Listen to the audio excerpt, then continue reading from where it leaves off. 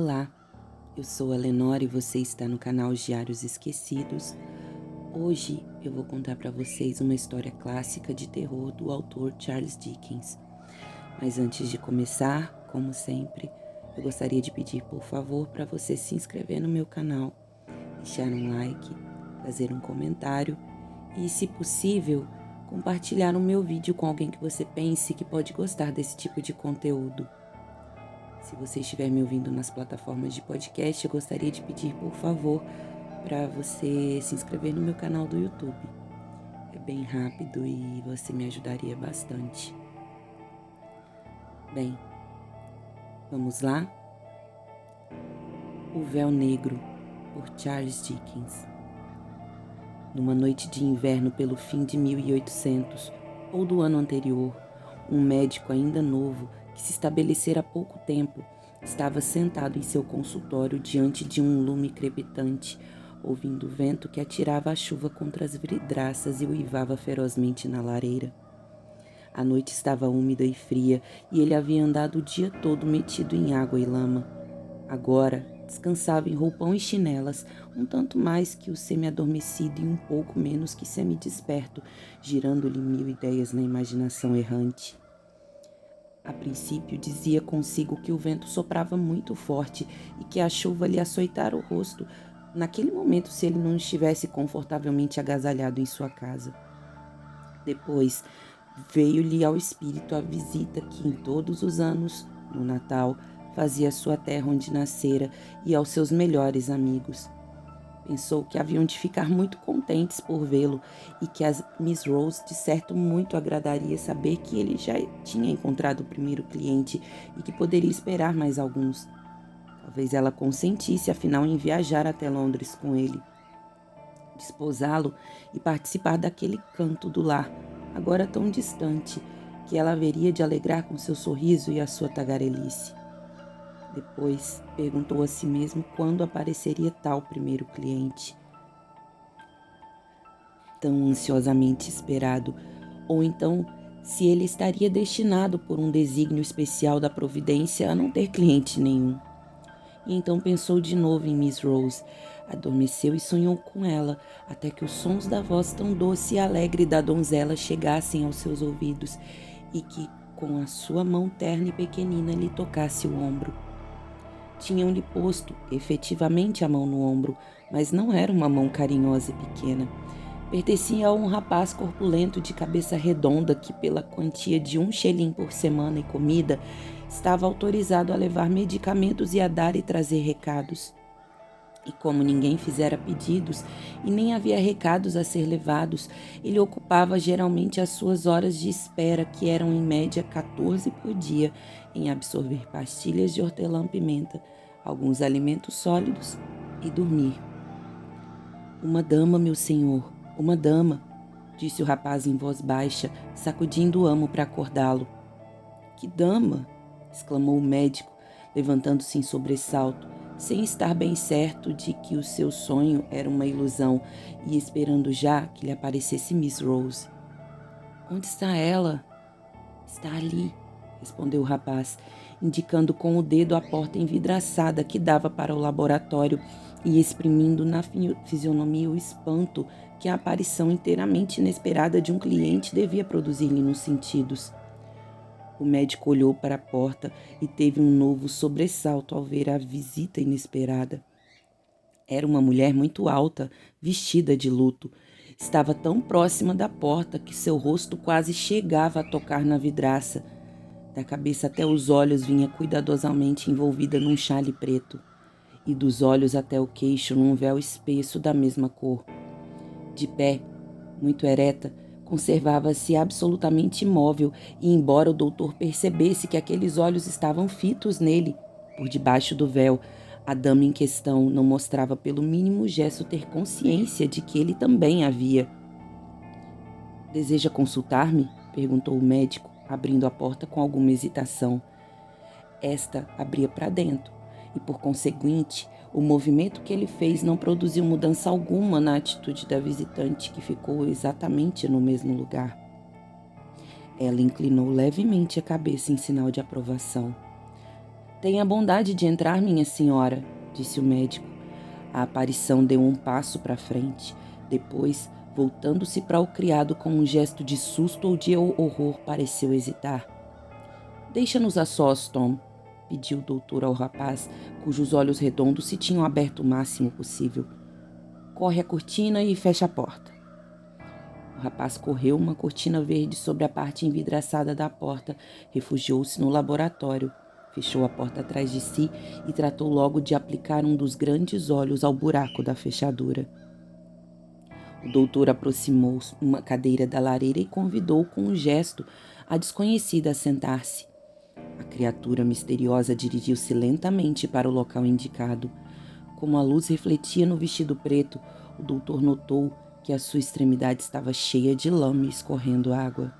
— Está molhada? Perguntou ele. — Estou, respondeu a desconhecida, em voz muito baixa. — E está doente? Acrescentou ele, em tom de compaixão, porque a voz que acabara de ouvir denotava grande sofrimento. — Sim, respondeu a mulher. — Estou muito doente, não do corpo, mas do espírito. Não é para mim, nem em causa própria que vim procurá-lo. Se eu tivesse algum sofrimento físico, não andaria fora de casa a estas horas ou numa noite como esta.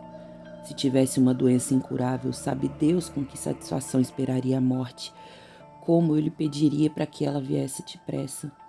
É em favor de outra pessoa que venho reclamar o seu auxílio, Senhor. Talvez seja isto loucura de minha parte, e eu creio realmente que estou louca. Mas de noite para noite, durante as horas longas e terríveis de vigília e de lágrimas, não tem cessado de importunar-me o espírito o mesmo pensamento. E embora eu bem veja que nenhum socorro humano lhe pode ser útil, que tudo está perdido e sem esperança, só a ideia de sepultá-lo sem ter feito esta tentativa gela-me o sangue nas veias.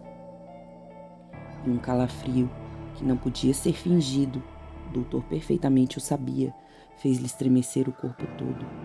Havia algo de tão profundamente dilacerante, tão sincero e sério na sua fala e gestos que aquelas palavras comoveram o coração do médico. Era um novato e ainda não tinha visto bem essas misérias que passam diariamente pelos olhos de um médico, a ponto de o fazerem relativamente insensível aos sofrimentos humanos. Então, disse ele, erguendo-se com vivacidade, se a pessoa de quem fala está neste estado desesperado, não há um momento a perder. Vou acompanhá-la imediatamente. Mas por que não consultou um médico antes?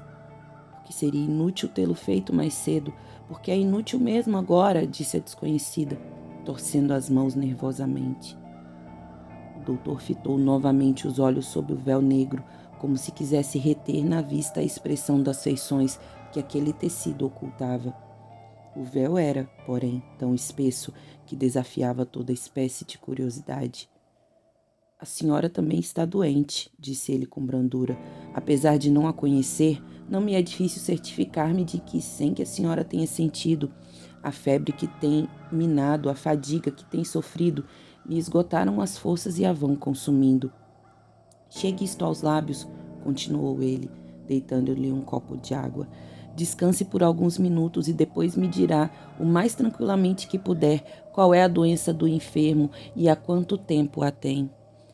Quando eu souber o que é indispensável para minha visita dar um bom resultado, estarei pronto para acompanhá-la. A desconhecida, sem levantar o véu, levou o copo à altura da boca, tornou a pô-lo na mesa, sem ter tocado no líquido, e rompeu em soluços. Sei perfeitamente, disse ela, tentando reprimir aqueles soluços, que o que vou lhe dizer parece delírio da febre. Outras pessoas já me disseram isto, mas não tão bondosamente como o senhor. Já não sou nova e dizem que quando a vida se aproxima do fim, o que pouco dela resta, por muito insignificante que às outras pessoas possa parecer, é sempre mais precioso para a pessoa sucumbente que todos os anos já vividos, ainda mesmo que eles só tivessem deixado no seu espírito a recordação de antigos amigos mortos há muito tempo, de novos, talvez de crianças que sumiram de sua vida e a esqueceram tão completamente como se a morte também as tivesse levado. O curso natural de minha vida já não pode durar muito e por isso deveria ter muito apreço por ela. Mas não, Eu morreria sem pena, com felicidade, com alegria até, se o que lhe digo pudesse ser inexato ou imaginário. Tenho certeza que aquele de quem lhe falo estará amanhã de manhã sem possibilidade de ajuda alguma. Nenhum auxílio humano poderá salvá-lo. Todavia, esta noite, apesar de ele se encontrar em perigo de morte, o senhor não pode vê-lo e nem lhe pode ser útil. O doutor disse depois de curta pausa. Não quero aumentar a sua dor fazendo a menor observação ao que acaba de dizer. Pode parecer-lhe que desejo aprofundar os fatos que a senhora parece ter empenho em ocultar. Há, porém, na sua declaração uma certa insistência que não posso conciliar com a probabilidade. A senhora me diz que essa pessoa está morrendo, mas ainda assim eu não posso vê-la, malgrado possa fazer ser-lhe útil o meu auxílio. Tem medo que amanhã seja muito tarde e, contudo, não quer que eu a veja antes. Se efetivamente consagra a tal pessoa muito afeto, como as suas palavras parecem provar, por que não tentaremos salvar-lhe a vida antes que os progressos da doença tornem o remédio ineficaz? Por que eu não posso ir agora? Ah, meu Deus! Exclamou chorando amargamente a dama. Como eu posso fazer acreditar a estranhos o que a mim própria me parece impossível? Não quer então ir vê-lo? Acrescentou, levantando-se de repente. Eu não disse que me recusava a ir vê-lo, respondeu o doutor, mas previno-a de que se persiste nessa obstinação incompreensível e se tal pessoa morrer, a senhora incorre numa terrível irresponsabilidade.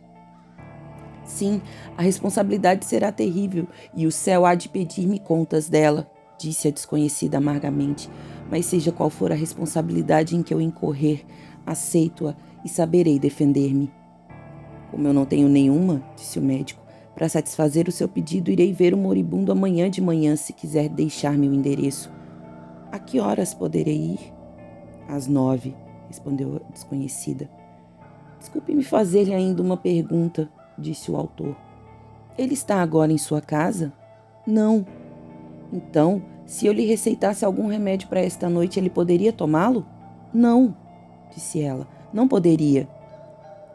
Julgando que tinha pouca probabilidade de obter informações mais exatas se prolongasse esse interrogatório e desejando não ofender os sentimentos da desconhecida e não lhe agravar os sofrimentos morais que, reprimidos a princípio por um poderoso esforço de vontade, bem se viam pugentíssimos, o médico repetiu a promessa de ir à casa do moribundo no dia seguinte às 9 horas.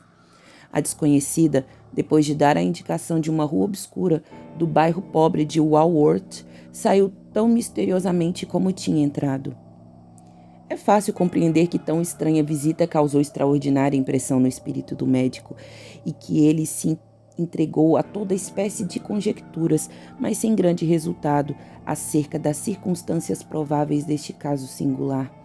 Como a maior parte da gente, tinha ele ouvido falar muitas vezes em fatos inexplicáveis, pressentimentos de que certas pessoas têm do dia, hora e até do minuto exato de sua morte.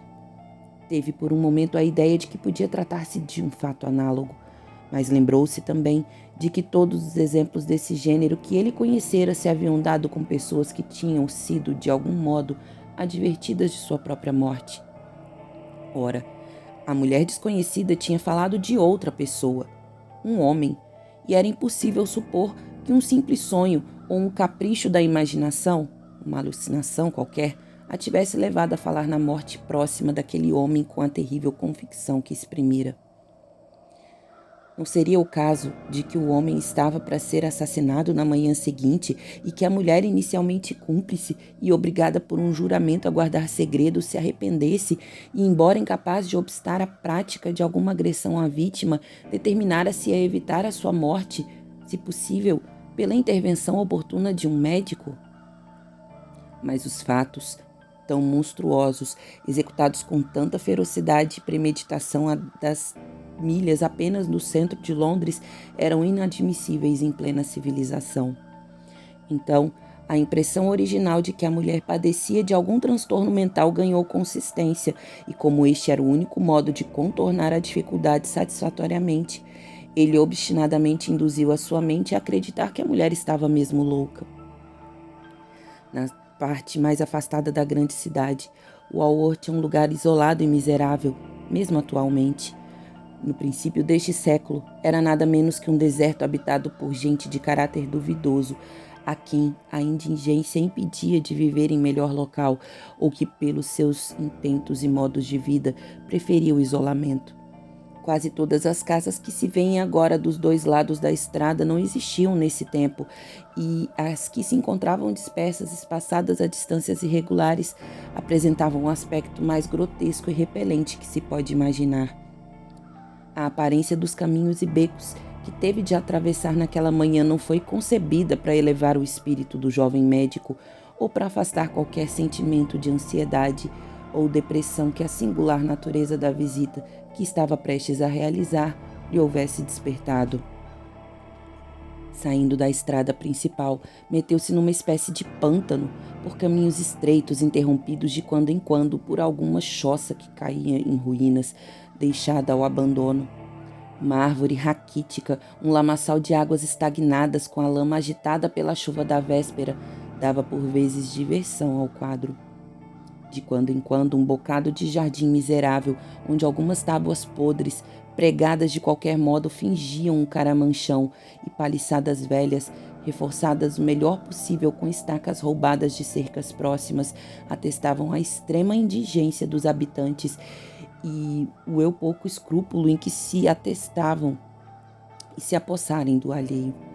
Por vezes, apresentava-se uma mulher de aspecto sórdido à porta de sua casa abjeta, despejando na valeta o conteúdo de algum utensílio de cozinha ou cobrindo de injúrias uma mocinha de sapatos alcacanhados que conseguira afastar-se alguns passos, levando ao colo uma criança amarelenta, quase do tamanho dela. Mas era tudo quase a mesma coisa, e à proporção que avançava, o mais que podia, rompendo o nevoeiro frio, o doutor tinha sempre diante dos olhos o mesmo horizonte sombrio e sinistro. Depois de chafurdar na lama e nas imundícies, depois de ter feito uma infinidade de perguntas a respeito da situação exata do lugar que lhe haviam designado e ter obtido em troca tantas outras respostas contraditórias e que pouco o satisfizeram, o médico chegou finalmente em frente da casa que lhe fora informada como fim de seu itinerário. Era uma construção pequena e baixa, de 2 pavimentos e de aspecto tão desolado e desanimador como todas as outras que ele tinha visto no caminho. As janelas de cima tinham cortinas amarelas e do pavimento térreo tinham os postigos encostados, sem os fechos corridos. A casa era completamente isolada e, como estava no canto do beco estreito, não se via nenhuma outra habitação. O doutor hesitou por alguns minutos e deu alguns passos para diante da casa antes de poder decidir-se a bater. É provável que o mais audaz dos meus leitores tivesse feito o mesmo. A polícia de Londres era então muito diferente do que é hoje. Os subúrbios eram completamente isolados naquela época em que a fúria de construir e o progresso, bem como os melhoramentos da vida material, não tinham ainda começado a ligar esses pontos extremos da capital com seu centro e arredores imediatos. O Walworth era esse tempo, como muitos daqueles arrabaldes, e talvez mais que nenhum deles, o refúgio e o covil de tudo o que na população havia de mais perigoso e depravado. As ruas, mesmo nos bairros mais animados de Londres, eram pouco iluminadas e os subúrbios como o Walworth estavam inteiramente abandonados à guarda da lua e das estrelas. Havia, por conseguinte, pouca probabilidade de apanhar malfeitores, a não ser em flagrante delito, e dificilmente se conseguiria seguir-lhes o rastro até os seus covis. Os delitos multiplicavam-se naturalmente em razão direta da sua audácia e a certeza que tinham de estarem relativamente em perfeita segurança aumentava pela experiência de que isso faziam continuadamente. Convém recordar também que o médico tinha passado algum tempo nos hospitais da capital e que, se as façanhas de Burke Bishop não tinham ainda adquirido a sua horrível notoriedade, as suas observações pessoais podiam ter-lhe feito compreender o quanto era fácil cometer as atrocidades às quais o primeiro daqueles celerados deu o seu nome. Fossem quais fossem as reflexões que o fizessem hesitar, o caso é que ele hesitava. Será que estava em perigo? Mas como era moço e corajoso, aquela hesitação mal durou um instante. Retrocedeu e foi bater devagar à porta. Ouviu-se uma espécie de cochichar, como se alguém que estivesse ao fim do corredor conversasse em voz baixa e às ocultas com outra pessoa parada no patamar de cima. A este tempo, seguiu-se o de um par de botas arrastando-se pesadamente pelo chão. Tiraram a tranca da porta e um homem alto, de cara desagradável, cabelos pretos e mais pálido, contou depois o doutor, que qualquer cadáver que ele tinha visto até então apareceu. Entre, senhor, disse ele em voz baixa. O doutor obedeceu, e o homem, depois de pôr novamente a tranca na porta, levou-o para um pequeno cômodo ao fim do corredor. Cheguei a tempo? Perguntou o médico. Muito cedo. O doutor deu uma reviravolta, com um gesto de espanto no qual se via a perturbação que ele não podia reprimir. Se quer vir por aqui, disse o homem, que percebera a agitação do visitante, prometo-lhe que terá de esperar apenas 5 minutos. O doutor entrou no cômodo. O homem fechou a porta e o deixou só. Era uma saleta fria, mobiliada apenas com a mesa de pinho e 2 cadeiras. O punhado de carvão que ardia no fogareiro tornava ainda mais sensível o contato da umidade que corria do alto das paredes e caía em largos sulcos. A janela, que tinha os vidros quebrados e remendados em vários lugares, dava para um pequeno quintal cercado de muros baixos e quase inteiramente submergido. Não se ouvia ruído algum fora da casa. O médico sentou-se em frente ao fogo, esperando o resultado de sua primeira visita. Não havia 10 minutos que ele estava naquela posição, quando se ouviu o rolar de uma carruagem que parou junto à casa. Abriu-se a porta da rua. Houve troca de palavras em voz baixa, acompanhadas por um ruído de passos abafados no corredor. E na escada, como se 2 ou 3 homens levassem um corpo pesado para o quarto de cima. Alguns segundos depois, o ranger dos degraus deu a conhecer que os condutores, quer quem fossem, tinham cumprido o encargo e saíam da casa. Tornou a fechar-se a porta e o silêncio restabeleceu-se. Passaram-se mais 5 minutos.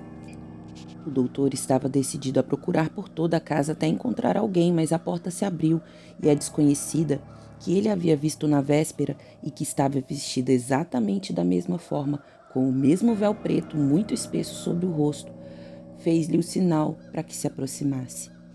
A sua altura extraordinária e a obstinação do seu mutismo fizeram crer que, por um momento, ao doutor que fosse um homem disfarçado de mulher. Mas os soluços histéricos que saíam debaixo do véu e aquela atitude convulsa provaram-lhe todo o absurdo de tal suposição. Acompanhou, portanto, a desconhecida. Ela conduziu-o ao andar de cima e, quando chegou ao patamar, parou diante da porta, deixando-o entrar primeiro. O quarto era mobiliado miseravelmente. Apenas tinha uma caixa de madeira, 2 cadeiras e um leito sem cortinas, com a coberta remendada. A luz indecisa passando através da cortina da janela que ele já vira da parte de fora fazia tão indistintos os objetos e dava-lhes tons tão uniformes que o doutor não reparou primeiro no que depois lhe saltou de repente aos olhos, quando a mulher, passando-lhe adiante com um movimento espavorido, se foi deitar de joelhos junto ao leito. Ali estava estendida, embrulhada num pano e coberto com um lençol, uma forma humana rígida e aparentemente inanimada. A cabeça e a face, que eram de um homem, estavam descobertas. Uma ligadura passava-lhe pelo alto do crânio, pelo rosto e queixo, sob o qual se viu um nó. Os olhos estavam fechados, o braço esquerdo descansava pesadamente ao longo do corpo. A desconhecida segurava-lhe a mão inerte. O doutor afastou brandamente a mulher e pegou naquela mão. "Meu Deus!" exclamou ele, deixando-a cair involuntariamente. "Este homem está morto!" A mulher levantou-se e juntou as mãos. "Oh, não diga isto!" exclamou ela com um ímpeto frenético. "Não posso, não quero acreditar. Há pessoas que voltaram à vida depois de terem sido dadas por mortas. Outras morrem à falta do emprego de meios eficazes para salvá-las. Oh, não o deixe sem ter feito um esforço para arrancá-lo dos braços da morte. Ainda deve haver um sopro de vida. Tente, doutor, tente, pelo amor de Deus." Enquanto falava, ia friccionando vivamente com ardor a testa e o peito do homem inanimado. Dava-lhe grandes pancadas, com uma espécie de selvageria, mas palmas das mãos glaciais que, quando ela deixava de as segurar, tornavam a cair, inertes e pesadas, sobre a coberta. Tudo isso é inútil, disse o doutor brandamente, retirando a mão que ela pusera sobre o coração do homem. Deixe-o. Espere, afaste a cortina. Para quê? Disse a mulher, levantando-se em sobressalto. Afaste aquela cortina, já lhe disse, tornou o médico com um tremor na voz. Deixei o quarto quase às escuras de propósito, disse ela, pondo-se diante do médico para impedi-lo de chegar à cortina. Ó Senhor, tenha dó de mim. Se não há nenhum remédio, se ele realmente está morto, não o exponha à vista de outra pessoa. Este homem não morreu de morte natural, disse o médico. Preciso examinar o corpo. E com um movimento tão repentino que a mulher quase não percebeu, arrancou a cortina, fazendo penetrar viva luz no quarto e voltou para junto do leito. Um ato de violência foi cometido aqui, disse ele, mostrando o cadáver e fitando os olhos no rosto da desconhecida, que no paroxismo do desespero tinha retirado o chapéu e o véu e cravava agora os olhos no doutor. Era uma mulher de 50 anos, que deveria ter sido outrora bela. Os desgostos e as lágrimas tinham-na deixado no rosto uns sinais que nem o tempo lhe poderia imprimir. O rosto era de palidez mortal. Os lábios agitavam-se nervosamente, contraindo-se. Os olhos tinham um brilho inexprimível que provava que as suas faculdades físicas e intelectuais tinham sido esmagadas pelo peso de todas as misérias. Um ato de violência foi cometido aqui, repetiu o doutor, sem deixar de mergulhar nas pupilas da mulher o seu olhar investigador. É verdade, respondeu ela. Este homem foi assassinado? É verdade, disse a mulher com exaltação. Tomo Deus por testemunha. Assassinado covardemente, desapiedadamente, desumanamente assassinado. Por quem? Exclamou o doutor, segurando a mulher por um braço. Vejo os sinais que o assassino deixou em seu corpo, respondeu a mulher. O doutor olhou para o leito e inclinou-se para o cadáver que estava naquele momento iluminado por um largo feixe de luz. O pescoço estava tumificado e tinha a marca lívida de uma corda a circundá-lo. A verdade interrompeu como um relâmpago no cérebro do doutor. É o homem que foi enforcado esta manhã, exclamou ele, recuando com um estremecimento de horror. É verdade, respondeu a mulher num tom frio, quase indiferente. Quem é este homem? Interrogou o médico. Meu filho, replicou a mulher, e caiu aos seus pés desmaiada. Dissera a verdade. O cúmplice fora absolvido por falta de provas e ele tinha sido julgado e executado. Recordar aqui os pormenores deste caso, que já se passou há tanto tempo, seria inútil e não faria senão entristecer os meus leitores. Além do mais, a história lúgubre e sanguinolenta era das que se leem frequentemente nos jornais. A mãe era uma viúva pobre, sem amigos, sem recursos, que de tudo se privara para criar o órfão. Ele, insensível às súplicas da mãe, esquecido dos sacrifícios e sofrimentos que ela padecera por causa dele, das incessantes torturas do seu espírito, das mágoas de toda a espécie que aceitara unicamente para fazer dele um homem, da fome que tinha passado, entregara-se a todos os vícios e a todos os crimes. E o resultado daquele processo estava ali, patente aos olhos do médico, o filho morto pela mão do carrasco e a mãe curvada ao peso da vergonha e irremediavelmente louca. Por muitos anos após esta ocorrência, quando as árduas e rentáveis atividades teriam levado muitos homens a se esquecerem da existência daquele miserável ser, o jovem cirurgião visitou diariamente a louca e inofensiva mulher. Ele não somente apaziguava com a sua presença e bondade, como atenuava o rigor de sua situação com doações em dinheiro, realizadas com mãos generosas para proporcionar-lhe arrimo e conforto. Nos breves lampejos de lucidez que precederam a morte da mulher, elevaram-se com um fervor jamais visto entre os mortais, dos lábios daquela pobre e desamparada criatura, súplicas em favor do bem-estar e proteção de seu benfeitor. Estas orações subiram aos céus e foram escutadas. Os caridosos gestos do médico foram retribuídos e multiplicados por 1000, mas em meio a todas as honras proporcionadas pela posição e nível social, por ele tão bem merecidas, nenhuma reminiscência era mais gratificante ao seu coração que aquela evocada pelo véu negro. Fim. Bom, eu espero que vocês tenham gostado e é isso. Obrigada e tchau, tchau.